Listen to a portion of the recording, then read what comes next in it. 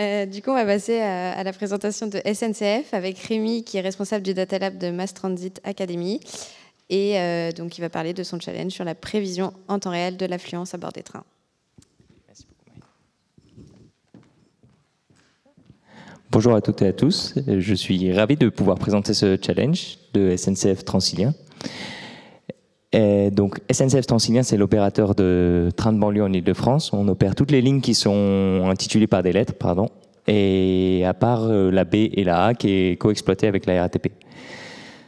On est un opérateur dit en mass transit parce qu'on transporte beaucoup de gens avec beaucoup de trains. On a plus de 6000 trains qui circulent chaque jour qui transportent 3,4 millions de voyageurs par jour également. Et un des enjeux des opérateurs en mass transit, c'est l'affluence. Aujourd'hui, il y a deux raisons qui font que l'affluence est devenue prépondérante. La première, c'est que avec le ou la Covid, on s'est rendu compte d'autant plus qu'il y avait beaucoup de monde dans les transports en commun et que c'était peut-être un problème pour les transports en commun. Avant, on utilisait l'affluence essentiellement pour construire des offres de transport.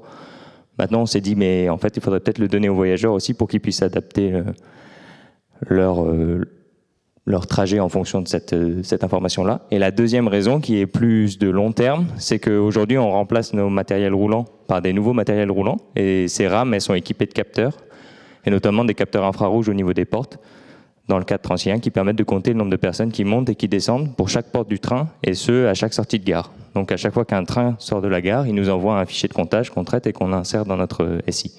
Ce qui fait qu'aujourd'hui, on a deux services aux voyageurs qui sont proposés. Un premier service aux voyageurs à l'échelle du train au moment du calcul d'itinéraire et un autre service qui va être déployé au niveau des écrans gare pour pouvoir afficher l'affluence par zone du train. Sauf que, comme pour le retard, on a un problème, c'est que on peut vouloir donner l'information de retard du train, mais sauf que ce qu'attend le voyageur au moment où il attend, ce que vous attendez tous et ce qu'on attend tous au moment où on attend notre train, c'est d'avoir le retard qui aura effectivement lieu lorsqu'on va monter dans le train. Et pas le retard qui est à 5 gares du train qu'on connaît parfaitement parce qu'on mesure le retard.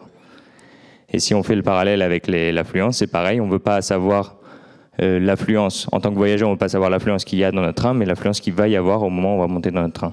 Ce qui implique En fait, c'est un problème assez intéressant parce qu'on va avoir des trains qui circulent d'espace en espace. Donc, on va avoir un phénomène spatio-temporel dans le temps et dans l'espace qui nous permet d'avoir de l'information en temps réel sur ce qui est en train de se passer. Est-ce que nos prévisions étaient correctes avant ou bon.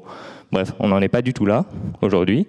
Et là, on vous présente un problème beaucoup plus simple qui est juste de vous donner un ensemble de variables contextuelles, l'heure, le sens, la composition du train, est-ce que c'était une UM ou une US, c'est-à-dire deux rames ou une rame. Et par contre, on essaie d'introduire un peu cette notion de spatio-temporalité avec des variables dites autorégressives, au sens où on vous donne dans le challenge des informations sur les taux d'occupation aux précédentes gares pour le même train et des précédents trains à la même gare. Si vous avez des questions, n'hésitez pas à me les poser à la fin. Et donc la métrique qu'on vous propose, c'est le MAE, tout simplement entre les taux d'occupation. Ce qu'il faut voir, c'est que pour le moment, le benchmark, il fait 1% d'erreur. Donc il fait le taux d'occupation est à 1%. Mais en fait, 1%, c'est beaucoup parce que la capacité d'un train, c'est en gros 1800 personnes. Donc en fait, 1%, c'est 20 personnes à chaque arrêt. Le modèle, on propose un benchmark naïf, un peu, au sens où pour chaque train, K c'est le train, S c'est la gare, on fait un modèle linéaire qui prend en compte ce qui s'est passé à la gare précédente et ce qui s'est passé pour le précédent train. On vous donne plus de 30 000 arrêts d'entraînement et un jeu de données de 10 000 arrêts. Voilà. Si vous avez des questions, n'hésitez pas.